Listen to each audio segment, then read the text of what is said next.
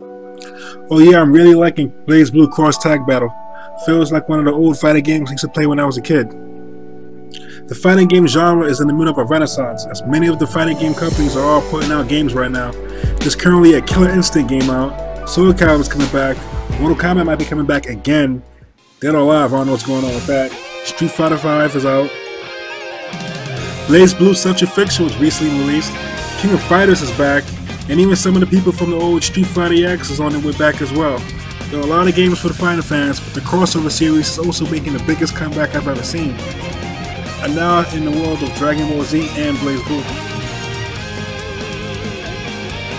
In between Marvel vs. Capcom Infinite, Dragon Ball FighterZ, and Blazblue Cross Tag Battle, I have to say I like Blazblue the most. But in order to understand that, I have to go back to X-Men Children of the Atom. For me, the biases behind why I prefer Blazblue over Marvel vs. Capcom and Dragon Ball FighterZ goes back to decades of fighting games, different stuff added in each game, features removed, and starting from the beginning is the best way to show what is likely to be the less popular fighter between Marvel vs. Capcom and Dragon Ball FighterZ, which I think Dragon Ball FighterZ is probably going to be the most popular out of all of them. Now flashback, post Street Fighter 2 Turbo, Street Fighter 2 New Challengers, 1994, mid-90s, 5th grade. I love these games, but I hadn't seen much outside of the home console ones as I wasn't allowed to play arcade games. But I got lucky through a couple of arcade machines, actually a lot, by my elementary school. X-Men Children of the Atom was one of the first ones I seen, and it blew my mind. This is at a time where X-Men was at its biggest, before it got even bigger in the late 90s, but it was the X-Men cartoon, the X-Men action figures. X-Men was huge back then, especially with Saturday morning cartoons. And it became a no-brainer. I like X-Men, I like Street Fighter, I love this game. Now there were Street Fighter Alpha arcade machines by where I lived. I tried them out, couldn't get into them.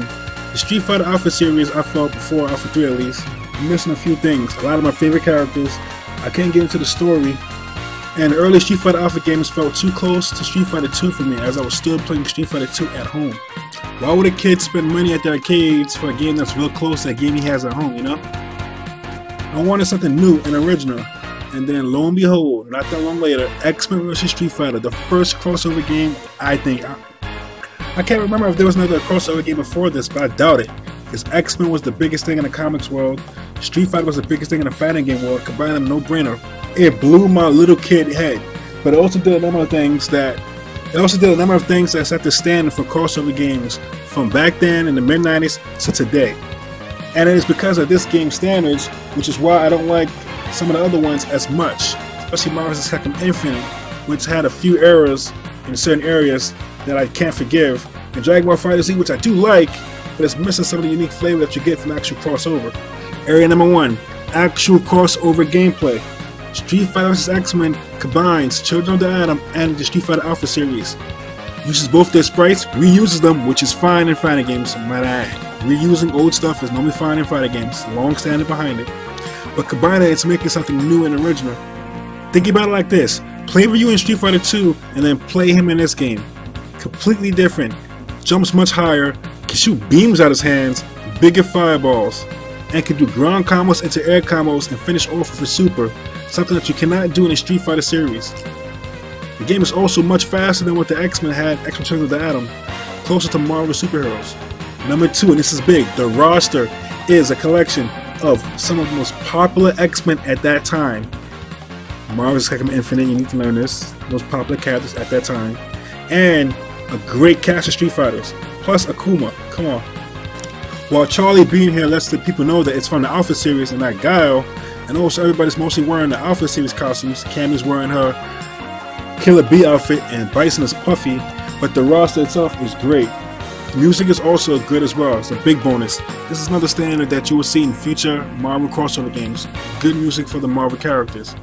With some of the themes being very memorable, such as Captain America and Spider-Man's theme from these games. It was everything I wanted, and X-Men vs. Street Fighter took me away from the single-player games. I was playing Marvel Super vs. Street Fighter, Marvel vs. Capcom, Marvel vs. Capcom 2, all the way until Street Fighter Alpha 3 came out. While the crossover Capcom games were giving people the kind of presentation, excitement, and energy that you don't really get in the single-player games, Capcom was slowly perfecting the Street Fighter 3 series and Alpha series Street Fighter Alpha 3, I think, is the best out of the Alpha series, and Third Strike is still to this day probably considered one of the best for people that are hardcore arcade fighters. Now, personally, my love for Alpha 3 and this gameplay story presentation is a big reason why I am switching to Blazblue and why I would prefer Blazblue Cross Tag Battle now in 2018. Street Fighter Alpha 3 is the only fighting game from the Street Fighter series that I played as close as I did to Street Fighter 2, and I played Street Fighter 2 for almost 10 years. I originally, back in high school, freshman year, had to readjust to the slower paced style of this as I was used to playing the crossover games for the majority of junior high school.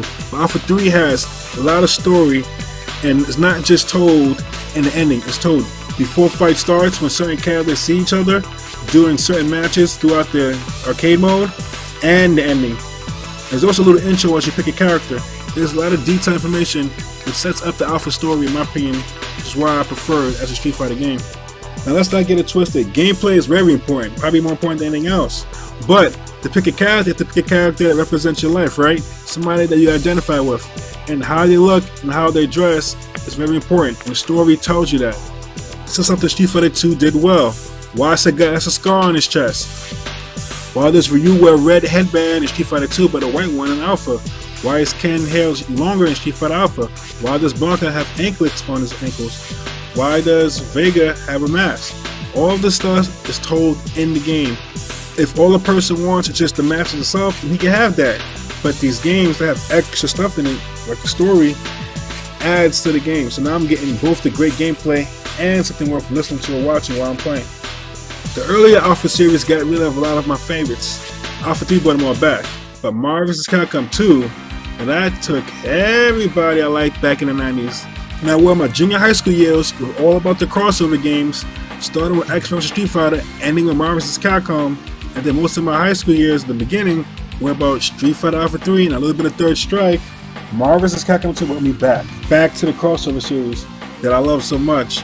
The roster is amazing. Majority of Street Fighter characters that you like is in this game, plus they added Guile. Now Resident Evil characters, even more Capcom characters, all of the X-Men. And by the time this game came out, I've been a comic book reader, so I've been reading X-Men, Avengers, a lot of stuff. So to see so many characters that I know from the comics, such as Marrow, and this came out after X-Men 72, where Wolverine fought Marrow in a good fight. The game also had Bone Claws Wolverine, who lost his claws in X-Men Fatal Attractions, X-Men issue 25 from the 90s run. This kind of stuff, this attention to detail, is what's missing in Marvel vs. Capcom Infinite. As a comic fan in high school, between this and Marvel vs. Capcom, I could tell you exactly what they're pulling from. They're pulling from the source material. It was relevant. Now in Marvel vs. Capcom Infinite, it looks like the MCU itself is pulling from the source material when you watch it, but the game itself is just pulling from the MCU. In hindsight, this game looks much better when you compare it to what's currently the Marvel crossover game. That being said, the lack of story in this game is apparent, as all the previous ones did have extra story for why the X-Men or the Avengers were teaming up with Street Fighters. I've never felt the backgrounds match the actual fights that are being had, and neither does the music, but the music does take you for a ride. This was also the first crossover game to simplify the Street Fighter standard of light punch, middle punch, hard punch, that priority system, as the game is now simplified so you can actually do some of the new crossover techniques and tagging. It's this kind of stuff I don't like. Yes, the game is good as a whole, but these small things is why I never actually thought it was the best for me personally. I do understand why someone will put this game as the #1, a lot more than Marvel vs. Capcom, which I thought was okay. But X-Men Street Fighter is my #1 simply because I am a big X-Men fan and a huge Street Fighter 2 fan. And those two games, along with the Alpha series, I feel represents that era really well, whereas Marvel vs. Capcom 2 is starting to feel like its own beast at this point. Now, a Capcom fan would have to wait till the late 2000s to get their Capcom addiction fix, as Capcom took a good hiatus and were re-releasing all the old games we played in the 90s. If you were young at that time and didn't go to the arcades, this would be your era, as Street Fighter 3 and Street Fighter Alpha were released on the PSP and the consoles at this time, and Street Fighter 4 was the new Street Fighter game after a decade of really good fighting games in the 90s. Capcom used to have a quick pace with a new game coming out yearly, multiple games at that point. And Street Fighter 4 came out by itself with nothing else, no Darkstalkers, no Project Justice, Rival Schools, nothing. Now earlier you noticed I balanced between different styles of games. The Marvel games, the Street Fighter games, the crossover games, even played a little bit of the Street Fighter 3 series. But in the late 2000s, all you had was Street Fighter 4, and I like it, it's good, but it's still not my preferred Street Fighter game. It has a great roster, and the music is pretty good. I got the soundtrack, but it's a little bit slower than what I'm used to, or what I would expect in a late 2000s game. It uses 3D models instead of sprites, which I prefer as sprites. 3D models can be outdated sometimes, especially when time starts to pass. And I honestly don't even think that 3D models were that good when the game came out in the late 2000s. The anime style of Alpha, and of course the Street Fighter 2 animated series movie, I think looks much more better than what I see in Street Fighter 4. So yeah, I played this game for a few months, and I do love Street Fighter, but eventually I got out of it. I played it for my love of Street Fighter, but I don't love the game. So that means I have to look elsewhere. Now, the company Arc System Works, I have played their Guilty Gear game in years, and I was looked at it as like a poor man's Street Fighter. I really didn't like Guilty Gear that much. I like what they were doing, but I didn't like certain things. But then I heard about this game called Blazblue, and I decided, hey, let me give Blazblue a try, so I bought it. Now, Blazblue Calamity Trigger took me right away from Street Fighter 4. I don't think I ever went back. I ended up buying the second one, Continuum Shift, and I do have Chrono Phantasma, I think, for my PC. I never got such a fiction, but I should get it someday. The story is too complicated, but everything else is good. Good looking character designs, great backgrounds, good music. The gameplay is closer to the Alpha series, closer to 90s style fighting games. This is what I really like. Let's talk some of the gameplay elements. Air dodging, super jumps, guarding mid-air.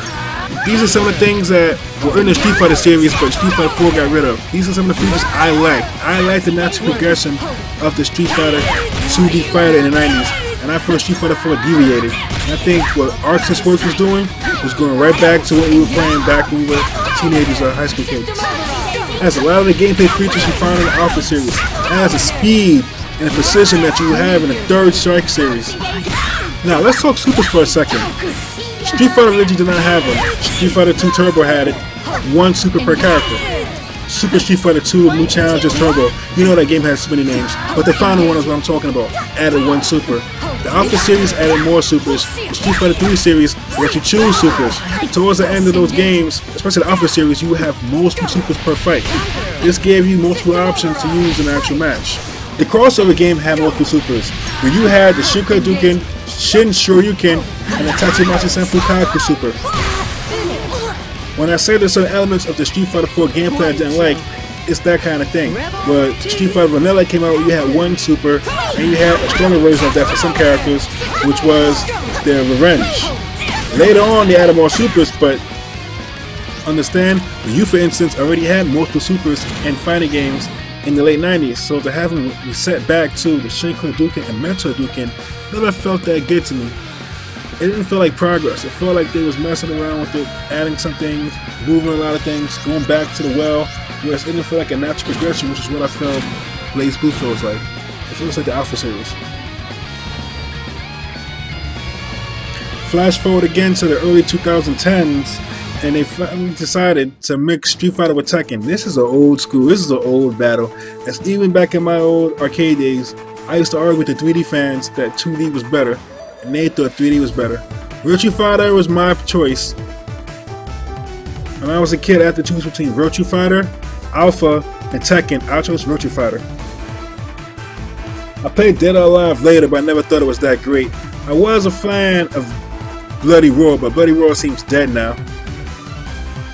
After hearing years of how good Soul Calibur was, and I did play it in the arcades a little bit, didn't like it, but I've never gotten into Tekken. So Street Fighter vs. Tekken got me extremely hyped, as I was now able to see some of the characters that I've seen other people play in arcades but never used myself. If you were playing fighting games during this time or paying attention to the industry, you heard how this game was a major fall, a major letdown, and a big reason for why the whole Crapcom thing is big now. On this DLC aside, let's put that aside for now. The roster is still good at default. The story is okay. Presentation is passable. They actually use a lot of the Street Fighter 4 features, finally reusing old assets, which is what you're supposed to do in a freaking fighting game. Come on now, Capcom. but I feel the gem system hurt the game, even though the game did have a great multiplayer. And honestly, I think a lot of the outside drama, the external drama, hurt this game. I think it's a passable game. It's pretty decent. I can still put it on right now and have fun with it, which is a lot more than I can say for Marvel vs. Capcom 3 and Infinite, which I don't like compared to this game. And I'm a Marvel fan, a hardcore Marvel fan. Hundreds, probably $1,000 on comics, movies, and video games. If I recall, this game didn't sell that well, so we never got Tekken vs. Street Fighter. But look how far we've fallen. X-Men vs. Street Fighter, Marvel vs. Capcom, Marvel vs. Capcom 2, this, and then Marvel vs. Capcom Infinite. Who will come out on top? Ready? Remember some of my flaws for earlier games. Presentation being bad. Bad backgrounds. This here. Terrible music. Look at some of the flaws, some of the things I liked in the old ones. Great roster. This game doesn't have one. X-Men vs. Street Fighter combining the gameplay from two great series. This game does not. It's like Marvel vs. Capcom 2, like I said before. We're starting to deviate. This game is complete deviation from the originals. If X-Men vs. Street Fighter, Marvel vs. Superheroes vs. Street Fighter are based on the X-Men Children of the Atom and Marvel Superheroes games, along with Street Fighter Alpha, and you call that a crossover series, what exactly is this crossing over gameplay-wise? The series started out as not just a crossover of the franchises in name, but also a crossover in gameplay, presentation, character movement. Marvel characters were given Street Fighter caliber background music. What does this game have that resembles anything from the original? Remember, X-Men vs. Street Fighter is my favorite. I don't see it at all in this game. I don't see any of the 90s Capcom. I don't see it. I'm done. This feels like a 2010s Capcom game, and I don't think anybody really wants a 2010 Capcom game. Well, other than Monster Hunter, but they've been doing their own thing since the early to mid 2000s. And Street Fighter V is passable for those who like it, but it's not breaking any records. It's not going to reinvigorate the series. It is what it is. I will say I like the tag-in and the way you can create your own combos on the fly, but you know how it works. People are going to pick the best combo and just spam it. So even that system is not that extraordinary, as we know how people will actually use it in practice. Now I'm not gonna lie, I was on the Dragon Ball FighterZ hype train. Got into the betas. I love the heck out of this game before release. It does a few things which the Marvel games did originally in the 90s. Pay close attention in detail to the source material and incorporate that into your game. How hard is that, Capcom? The same way I was a Marvel fan in the 90s, I was able to tell you what exactly was from the Marvel comics, the same way the MCU does it in the movies. The creators of this game, ArcSys, did that for Dragon Ball Z. This is a Dragon Ball Z game, yes, but it also has all the things that Dragon Ball Z fan will like. It's not just Dragon Ball in name. And I could probably say that Marvel vs. Capcom Infinite is probably just Marvel in name. So if I'm on a hype train and I like this game a lot more than Infinite, why don't I like this game more than Blazblue Cross-Type Battle? Because this is actually not really a crossover game. It's actually more of an original game. Think about it like this. When I play Blazblue, I know I'm playing a game that feels close to the old school 90s Alpha games. This game feels like the old school crossover games, more like a throwback, but it's still its own thing. Same way that Blazblue is its own thing from the Alpha series. And that's not a bad thing. If anybody likes this game, I understand why. It's just not what I'm looking for. As being a true Dragon Ball game, it features a lot of the problems that Dragon Ball games have. Roster that revolves around multiple versions of Goku Vegeta.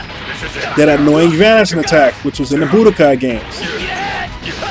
It also has a very meek and safe tagging system compared to Infinite, which is crazy, and the old school ones which let you tag at will. This one has a few restrictions on the tagging system.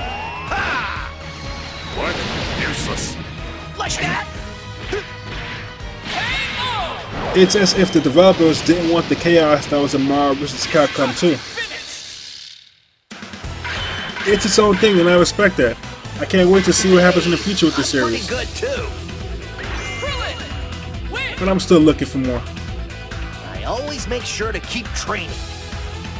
So when I immediately load up Blazblue Cross Tag Battle. You see stuff that wasn't in Street Fighter X Tag in the past 2 Marvel games, and that's style and presentation. Gameplay fast and exciting, Marvel vs. Capcom 2 style. The music feels inspired, like somebody actually took the time to develop songs for this game. It doesn't feel generic. Like I play game clips of Marvel vs. Capcom Infinite. Any of the music stand out for you? Any of the sound effects? Anything? Any of the colors? Anything stand out about that game? Anything catch your eye? This game also gets the roster award from me, as I do like Blazblue, so I do like a lot of the Blazblue characters he added. He added my 2 favorites, Noel Vermillion, who's my favorite character in Calamity Trigger, and Makoto Nagano, who's my favorite character in Corner Phantasma. The switching out, the tagging out, is the Marvel vs. Capcom 2 style, quick and fast. But there are some flaws, as that match was extremely quick. It also has the simplified controls. The flaw I felt started with Marvel vs. Capcom 2. I really hate simplified controls. There's nothing wrong with the controls in Blazblue. There's nothing wrong with the controls in Guilty Gear. Dragon Ball Fighters uses a similar system as well. This game went the Marvel vs. Capcom 2 route of simplifying the controls. And I think they went further than they should have. It also has a ridiculous roster of DLC characters, but I don't even know who most of them are, so they get a pass, as there are a lot of anime characters. I'm a Blazblue fan. But just because I give them a pass doesn't mean they deserve it, as I don't know which one of those characters are just reused assets. That being said, I hope you can see where I'm coming from. Why I prefer this game over the other 2. And Blazblue, I think, meets everything that I love from the crossover series that I first started playing back in the mid-90s, X-Men vs. Street Fighter. Now, after watching this gameplay, and I just got this game, I'm about to go turn it on right now and play some matches. This is Panther and 7. Peace out. Always play as many games as you can in the series. Make a good context of where a game came from, what inspired the developers is always good. Pop and smoke. Your world needs a great defender. Your world's in the way of harm. You want some romantic life, a fairy tale that's full of charm. Beware that the light is fading. Beware as the dark returns. This world's unforgiving. Even bright lights will cease to burn. Legends scatter. Day and night will simmer. Hope they be